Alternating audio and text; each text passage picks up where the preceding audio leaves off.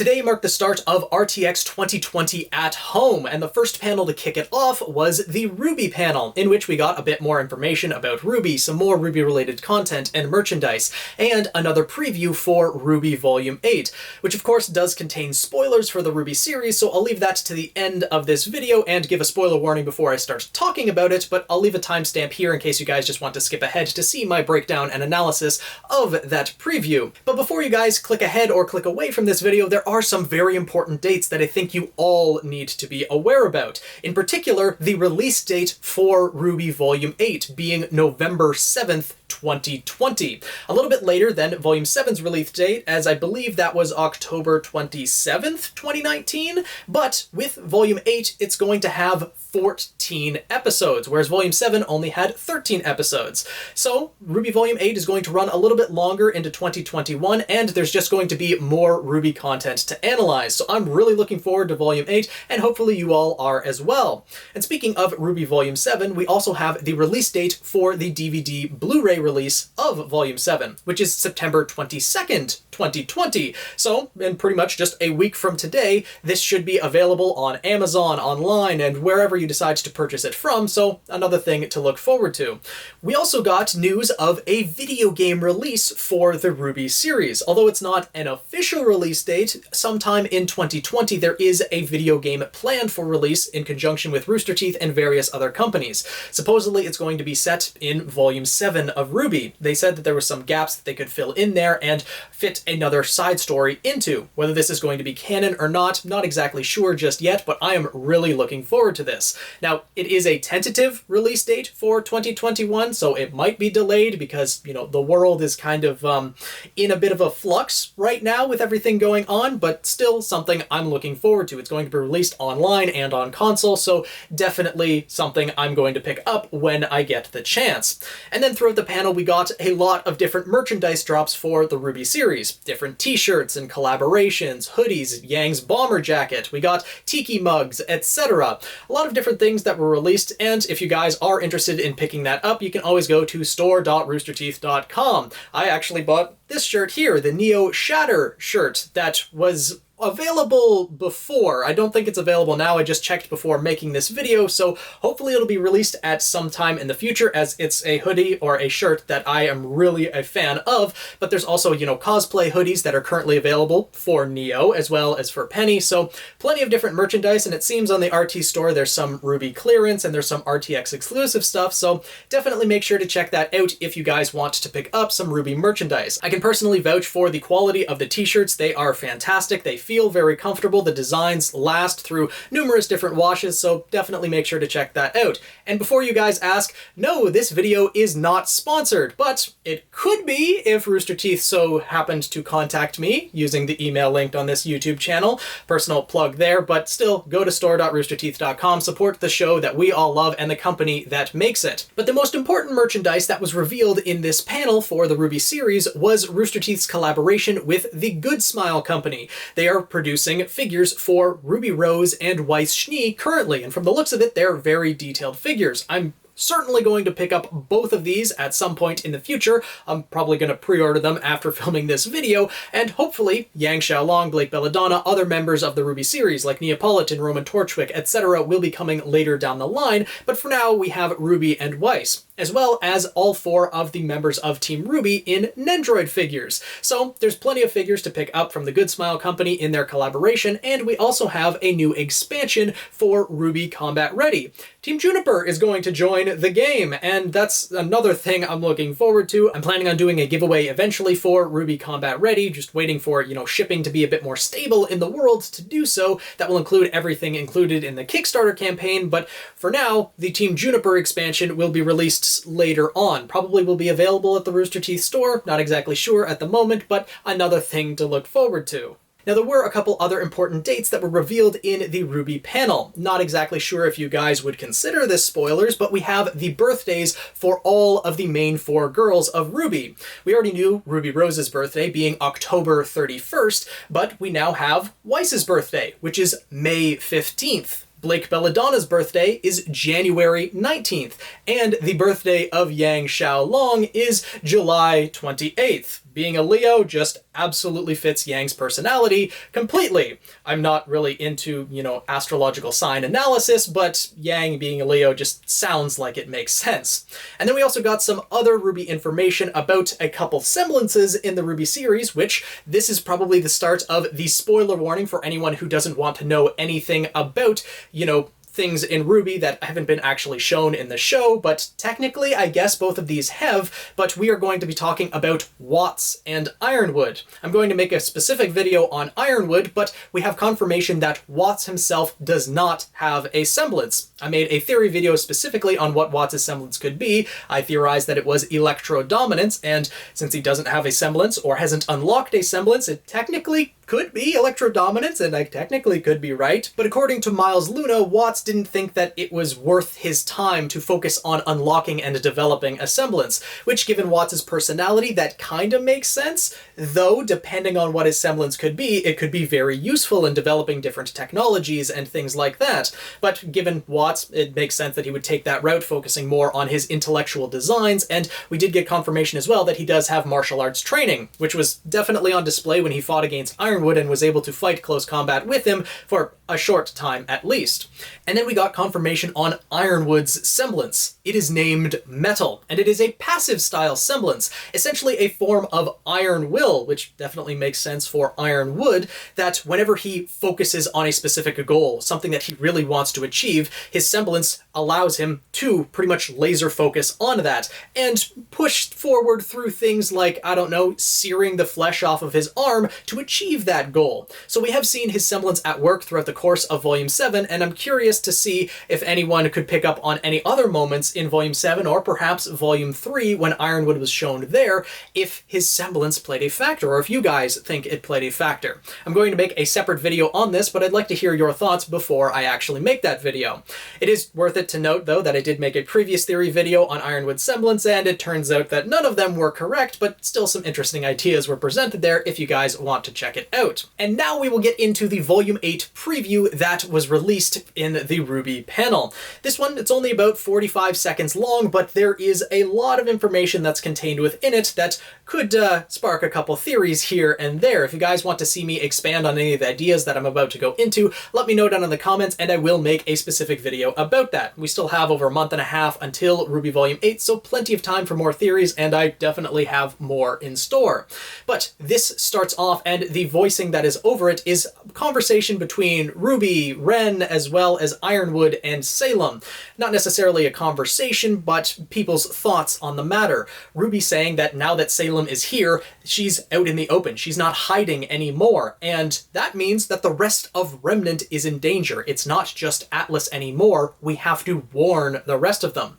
Meanwhile, Ren is taking the more, right now approach, saying that there are people in Mantle and Atlas that need us here now. We can't just pretty much abandon Atlas and Mantle for the rest of Remnant. RWBY, of course, is thinking of the bigger picture. Ren is more focused on the here and now. Both I can see where they're coming from.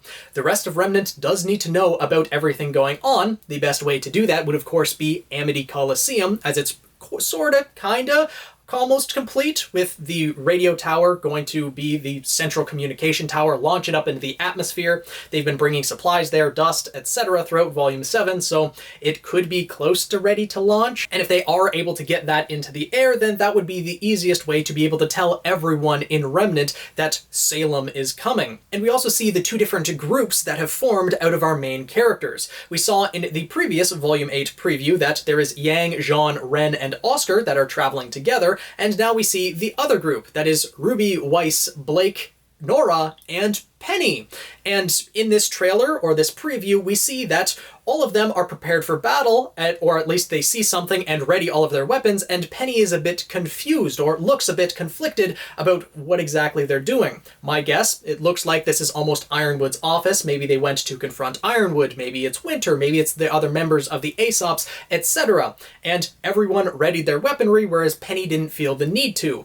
This implies that there might be a little bit of conflict with Penny, because she's worked with the Atlas military, Ironwood, Winter, etc., anyone that she might be facing numerous times before, and doesn't see them as a threat, whereas now Team RWBY and Nora definitely do. So This could lead to an interesting conflict here or there at some points in Volume 7. So I'm looking forward to seeing how that all plays out. And I'm also curious to see if the splitting of the two different groups means that each of these different groups has a different focus, with RWBY wanting to focus on the bigger picture, that all of Remnant is in danger and needing to warn all of them, whereas Ren is more focused on the here and now. Maybe Ren's group is focusing on that goal, while RWBY is focusing on letting the rest of Remnant know, because both of them have extremely good points that Salem's here now, people are dying, people are in danger. We need to help them now, but we also need to look towards the future and help everyone in Remnant.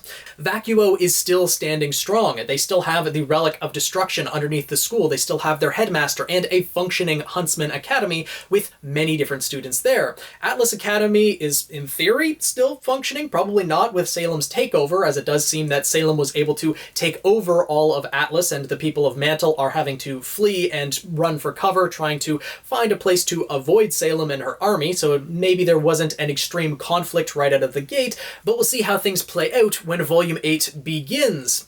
We also see in this preview Ironwood. He is standing in front of the other members of the Ace Ops, so it does seem that they were able to recover after RWBY beat them down. Someone, got them out of their cuffs, probably another Atlas military personnel, maybe Ironwood himself, and he's issuing orders to them, or at least talking to them. And what he says is showing how he's definitely laser focused. This could be part of his semblance where it's maybe not really a good thing for Ironwood to be this laser focused on something. His words are as follows: "You're still worried about Mantle? Salem will destroy Atlas, and with it, any hope that humanity has left." This definitely shows that Ironwood sees Atlas as the last hope for humanity, whereas I said previously, Vacuo's still standing, has a functioning academy, has the Relic of Destruction, a whole bunch of things going for Vacuo that will prove very useful and would probably, likely, with the way that things are progressing in the RWBY series, be a last stand. We are definitely going back to Beacon Academy, there's still Glinda Goodwitch and all the professors and other huntsmen fighting there, so there's still other places that can act as beacons of hope, but Ironwood seems to think that Atlas is the last stand. It definitely has the largest military, and Ironwood definitely has that in his mind. So we'll see how far his iron will takes him and how much his focus on this task will push him possibly over the edge. But we'll have to see and wait until Volume 8. It is worth to note, though, Ironwood seems to have a new arm. Maybe he has a fully new arm or just a robotic coat to it, something that's kind of a glove almost to go over the arm that was seared in his fight with Watts. So he will be able to function in battle most likely, have his nerve endings back, and be able to fight to his full capabilities. I look forward to seeing Ironwood fight in Volume 8 and learn more about him, see the instances of his metal, his iron will in the works. And then the preview ends off with an image of Salem. She has the Relic of Knowledge. We knew this. Cinder had it at the end of Volume 7 and was going to bring it directly to Salem. And we do know that she has it, but she does not know how to use it. She shows it to a Grimm and says, "I have a lot of questions, but for that, I need someone to show me how to ask them." And the Grimm sniffs the relic, and that is where the preview ends off. So Salem is sending her Grimm to go hunt someone to help her with the relic. That means one of two things in my mind. Either it's going to go after Oscar, because Oscar carried the relic for so long, and plus, being the reincarnation of Ozpin, he would know how to activate all of the relics, or, considering RWBY was the one who activated the relic in the past, the Grimm are going to hunt her. Either way, there's going to be either a confrontation between Salem and RWBY, they're going to come face to face, or we're going to see a confrontation between Oscar and Salem, Ozpin and Salem reunited once again. Either way, we might get one or the other, or both of them, both of which I'm looking forward to, but it does look like at least a couple members of Team RWBY, or our main protagonist team, are going to be hunted by the Grimm at some point or another. All of them likely are going to be. Salem's probably going to want to eliminate all huntsmen and huntresses that are present in Mantle and Atlas, but in particular, she wants to know what the Relic of Knowledge has in store for her, what questions or what answers she would have. Now, this does mean we will see Jin again, but Salem's also going to be pretty disappointed because there's only a single question left, meaning that these questions, with an S, she's only going to be able to ask one of, or phrase it in a way where she can get information about multiple of her questions, etc. So there's going to be some disappointment on Salem's side, a little bit of fear on everyone else's with Salem's army and everything approaching. One last thing I want to mention about this preview, though, we saw a couple different characters at different points. We saw Penny activating her maiden eyes, so there's definitely a fight between maidens going to happen, or at least a point at which Penny's going to be using her maiden powers. We don't exactly know how long of a break there was between Volume 7 and Volume 8, where, Salem has kind of taken over all of Atlas. We see her on her throne that's either on top of the Grim Whale, or that could be maybe Ironwood's office. Maybe she's taken over a point of Atlas. My guess is it's probably on the Whale, but could be either or. But with there likely being a very small gap between Volume 7 and 8, if any gap at all, Penny wouldn't have had much time to get accustomed to her maiden powers. Considering that the powers themselves bind to the soul, Penny would inherently know how to activate them, but she definitely wouldn't be considered a fully realized maiden, like Winter called Freya back in Volume 7.